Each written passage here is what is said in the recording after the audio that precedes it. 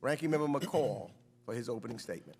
No, thank you, Mr. Chairman, and I really appreciate you having this hearing. We've been talking about this issue for a while, and I agree with you 100% that Congress has abdicated its responsibilities, and we exercise no power more solemn than committing our nation to war. I think the last time we did that was in World War II. Members on both sides of the aisle agree that it's time to reclaim our constitutional Article 1 responsibilities. Wars should not be on autopilot as they have been the last several decades, and Congress owes our troops a clear commitment to the missions that we are asking them to undertake. I've repeatedly stated that my desire to replace the 2001-2002 AUMFs with an updated authority scoped to current terrorist threats. In fact, Republican members have had a discussion draft that we shared with you more than 6 months ago. And I think it's imperative to repeal and replace these AUMFs at the same time so there's no lapse in critical counterterrorism authorities. This will avoid sending a message of premature U.S. disengagement that could destabilize Iraq, embolden Iran, strengthen al-Qaeda and ISIS, and endanger Americans.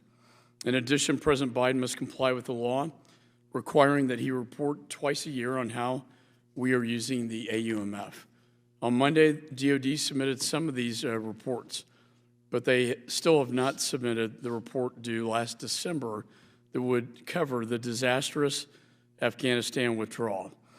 Madam Secretary, as we have discussed the use of military force today, I also hope that you came prepared to answer questions about the administration's strategy for Ukraine. Obviously, that is the issue of the day. For months, I implored the Biden administration repeatedly to take Russia's renewed aggression against Ukraine seriously. And for months, very substantive actions were taken. In a decision, though, that still baffles me, President Biden waived congressionally mandated sanctions on the Russian influence project, Nord Stream 2, in May. Let me be clear, enriching Vladimir Putin and making Europe more energy dependent on Russian natural gas is absolutely not in Americans' quote national interest. It's frustrating it took a full-scale renewed invasion for the president to reverse his decision on these sanctions. At the same time, Putin was allowed to build up nearly 200,000 Russian troops near Ukraine's border with no consequences. We were told by President Biden that sanctions at that time were not needed, that the threat of sanctions would deter Russia. But clearly, I believe the president was wrong here. We are now facing what is truly the nightmare scenario, the largest war in Europe since World War II.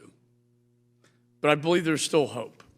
President Zelensky and the Ukrainian people are inspiring the world as they risk their lives by standing in front of tanks like Tiananmen Square to defend their country.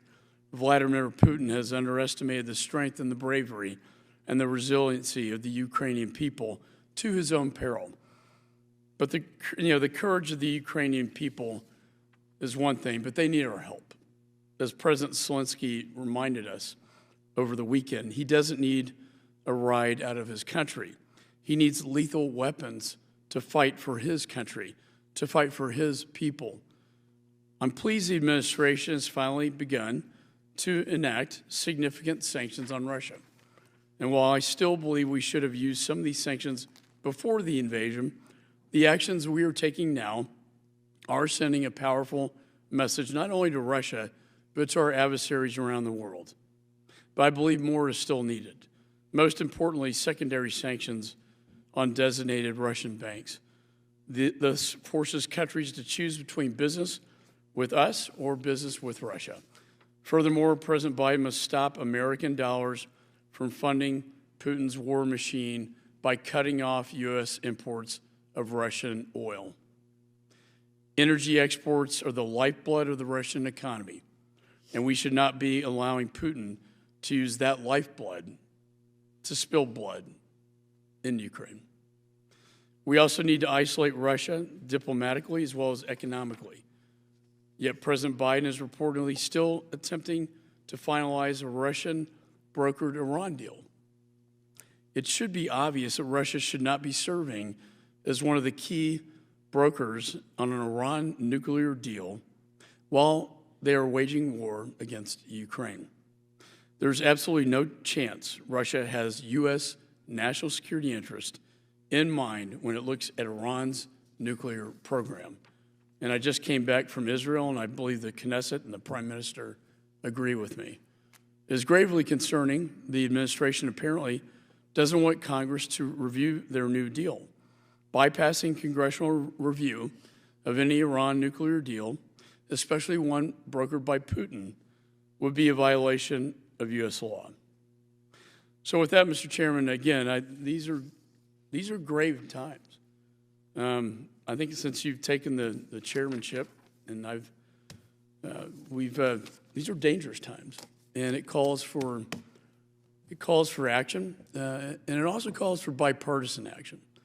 And I'm also just pleased to announce that we have agreed to a sense of Congress supporting the people of Ukraine against Putin and Russians' aggression. With that, I yield back.